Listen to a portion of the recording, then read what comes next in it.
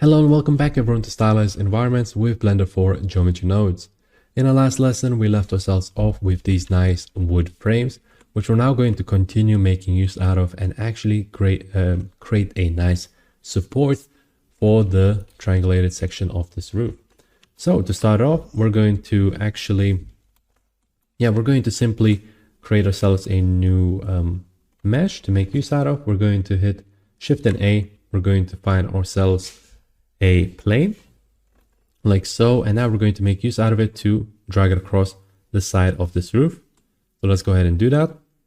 I am going to right away though go into the edit mode, so we'd keep the same origin point as we had for this 3D cursor, basically in the center of the world. And now we're going to go on to edit mode. For that, we're going to go on to modeling mode first, so we could have a larger screen to work with. We're going to hit S like so. We're going to click 7 to go to the top-down view. We're going to move it like so and move it this to the side.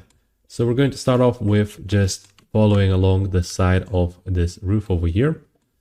So for that, we're going to click GY to make sure we are having it up front a little bit. GY to shorten this down a little bit.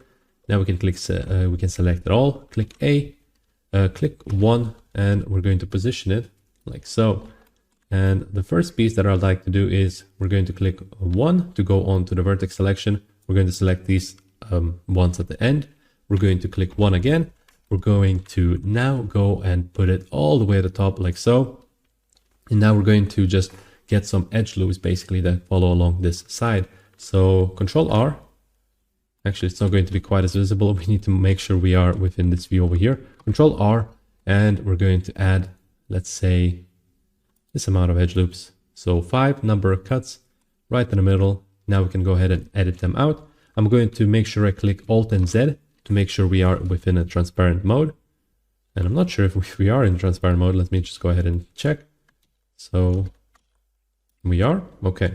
So now that we are in a transparent mode, we can click 1 and we can just simply adjust these to be going alongside the roof like so.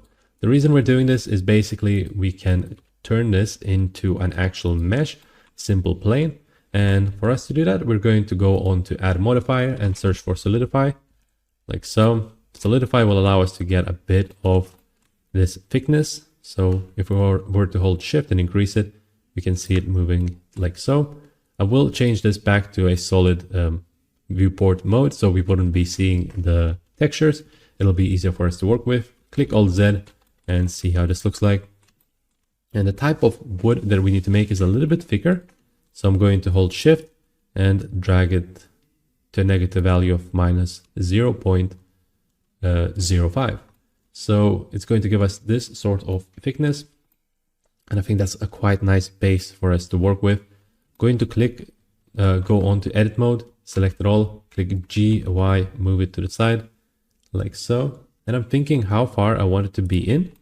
I think this far is quite enough.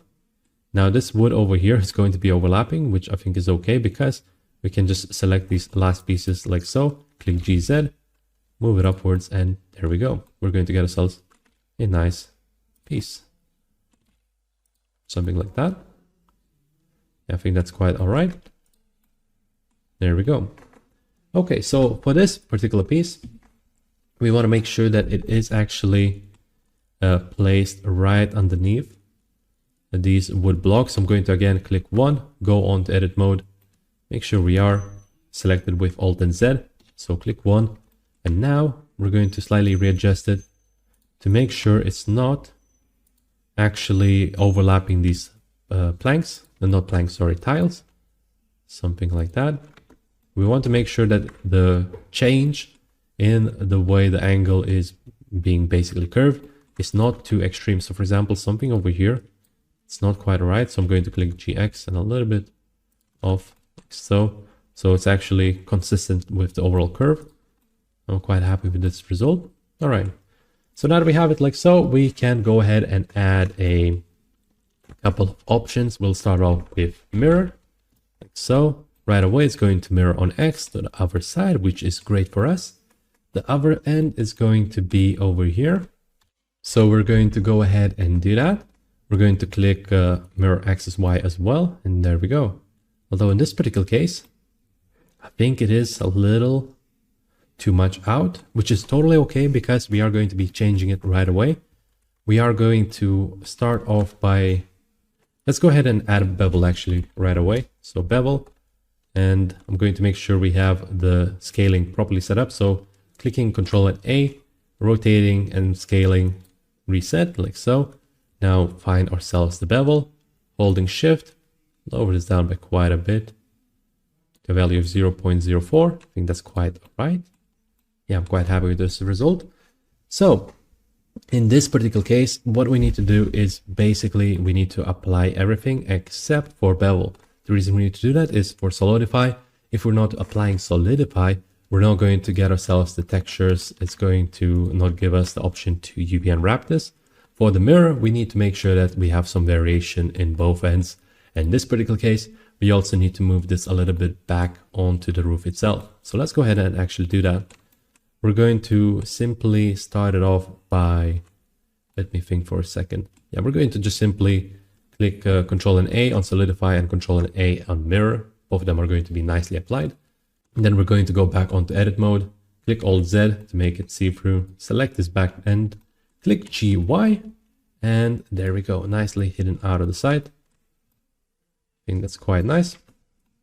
All right, so that is looking quite nice. For this top section is going to look quite empty unless we add something on top of it. But we can do that right after we finish this off. So for this, let's go ahead and hit Tab. Click Alt Z to go out of the see-through mode. Select it all by clicking A. Click UV, U, and Smart UV Project. Click OK. And also, let's apply wood so we could actually see what it looks like. Click wood. There we go. That's what it's looking like. So already it's looking quite nice, although I reckon the wood is a little bit too small grained. So we're going to go to UV projection, UV editing. We're going to select it all within edit mode. We're going to select it all. We're going to upscale it a little bit like so. And I am thinking if we should change this to be straightened up a little bit, which I think we're going to do. Yeah, let's go ahead and do that. For us to actually change this to be straightened up a little bit, because if we look at the UVs, they're actually a little bit curved, which causes the whole grain to be curved as well. For something like stone, it was like a neutral type of a noise. So it was totally okay to have a bit of that sort of things on edges and whatnot. But over here, we definitely need to fix that. So for us to do that, we're going to do a quick, neat trick for it. If we were to select one of the parts, we can click L, which will select this entire chunk. We can now, by the way, I'm still using this over here, since this is honestly my personal preference. I quite like using the UV sync selection. Anyways, going back to the selection itself, let's click L, select one of the parts. Then we're going to hold Shift and select it twice on the part in the middle. So either this or this. Notice how the first time we click, it's going to basically deselect it, but holding Shift, the second time we click, it's going to select it, but it's going to keep that gray color. That means it's the main selection. And with the main selection, we can unwrap it based on that selection. So by clicking U, we can do something called follow active quads and length average. If we were to click OK, it's going to basically straighten everything out based on this single square. So that's exactly what we're going to do for each and every single one of them. And let's go ahead and actually just select this. Again, I'm just selecting the piece in the middle, double clicking Shift twice, follow active quads, hit OK, and just going to go ahead and do that for every single one. So there we go, making sure that this is grayed out like so. And we can actually just select it first, click L, and then it's going to select the entire section whilst keeping this active still in the middle. And there we go. Nice and easy way of straightening things out. And there we go. We're going to see a much better result. Now we need to just simply think about the overall scale. So I'm going to scale it down a little bit so we could have that grain actually visible from a distance. It's going to look super nice like so. And yeah, we're pretty much done with this. We now need to add a bit of a wooden beam at the top. Let's go ahead and actually do that. I'm going to add a cube. make it smaller, click 1 and actually just reposition it. Going to go on to modeling mode actually, making sure that we are in a solid viewport display. So clicking 1, GZ, bringing it upwards like so. It's going to look so nice when we add this in. Although it's not going to be visible for most of the time, it is going to be useful for us. And the reason being is that because we can hide those unnecessary parts. So SY, bringing it in just like that. And that's quite nice. There we go, just making sure that nowhere else is visible. Not sure what this is. Aha, so we have a bit of an issue over here where these tiles are overlapping slightly. That's okay, we can fix it easily. So I'm going to go ahead and just select these parts over here and just manually drag them up. So selecting these a little bit. GY, oh, I missed one. GY, there we go. We hit them out of the way. So although this looked a little bit like it's glitching through, that's still okay because we managed to fix it. And to finish it off, we're going to either make this a little bit thicker or not. Let's decide on that. Yeah, I do think that we need to make it thicker. Let's go ahead and go back to edit mode. Click free, hold Alt and just select this edge over here, basically for the face. It's going to give us a nice edge loop going all the way around. Hit Alt S, upscale it like so. This seems slightly offset. The reason being is that the tile itself has variation for the offset. So it's not actually offset in that kind of way, but all in all, that's quite all right. We can go ahead and just select the cube, click Alt, Control A, rotation scale to apply the rotation and scale.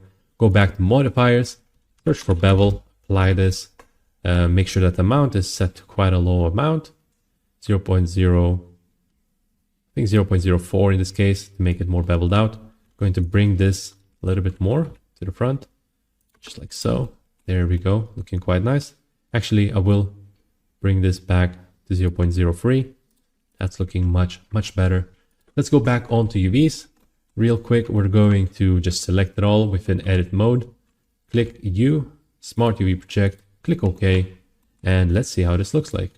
So within modeling mode, we can just go back to material. Of course, we need to make sure that we select the wood material itself, and that's what we're going to look like to get. I'd like to change this at the back to be facing the other way. So I think I'm going to go ahead and do that. I will also need to make sure that this is dragged all the way to the front, so it's actually more visible. Although we are going to have a nice decoration at the top, just to make sure we break up the surface a little bit in regards to the aesthetics. But this part, yeah, this is definitely going to be visible. We're going to go ahead and select it, go to the UVs and click R90 over here, and should have switched it over.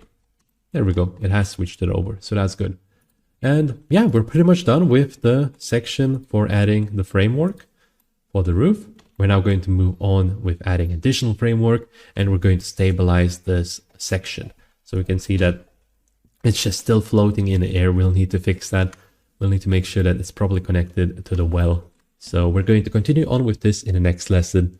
Thank you so much for watching, and I will be seeing you in a bit.